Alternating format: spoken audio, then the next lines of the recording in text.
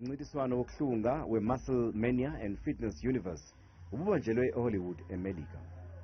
Umthimkhulu bemele i-Afrika eqhudelana noSozinyama abavela emazweni iCanada, Mexico, India, South Korea kanye neMelika. Ngifike ngahamba ke ngenhlahla ukuthi bengike ngangenela ama-competitions amaningi la bekubala khona ne-USN kunomklomelo wemali ukuthi yona engiyisebenzisile kulokhu ngoba anginaso i-sponsor. So ngigcina ngikhiphe ephaketheni. Luckily ukuthi ngifike ngaqoba qaqwada la ngibuye khona no-100,000. Ngaze ngisehlebenza kuleyo mali-ke ngiyiwinile ukuthi ngimele ngiye khona le e-America ukuthi ngiyomela i-Afrika.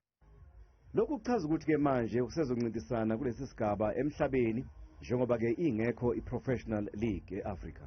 Lo mncintiswano awuvumeli abawungenela ukuba bayilolonge besebenzisa izikhuthazi mzimba.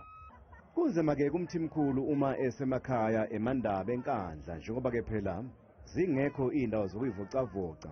Kepha uthi umsebenzi wasekhaya uthatha njengokuyivocavoca, kanti uma esekhaya akakubhekisisi kangako ukudla akudlayo, lokhu abathi-ke i-diet ngesingisi. Uma ngabe sengisekhaya ngiye ngithathe njengokuthi mina ngithathe i-break ngoba kade ngilokhu ngikhompitha ngingala edolobheni eMaritzburg. Kuye kube uthelawayeka nje mengisekhaya ngoba into engisuke ngiyigwema futhi angifuni ukuthi mhlambe ngoba sengingena kulesi sport bese ngathi sengifuna ukutreatwa differently ekhaya. Mhlawumbe sekuzothiwa hey mphekeleni ibhodo lakhe yedwa nakho phela na iskora samba amazwi. Ngifuna nje ukuba as normal as possible uma ngisekhaya. Umthimkhulu uneseluleko entsheni efuna ukungena kulo mdlalo. Uma ngabe ufuna ukudlala lesi sport noma ukungena lesi sport esikusona bodybuilding, kumele kube ngukuthi into oyithandayo ngenhliziyo yakho, kungabe ngukuthi mhlambe ubheke kakhulu ekutheni izokuholela.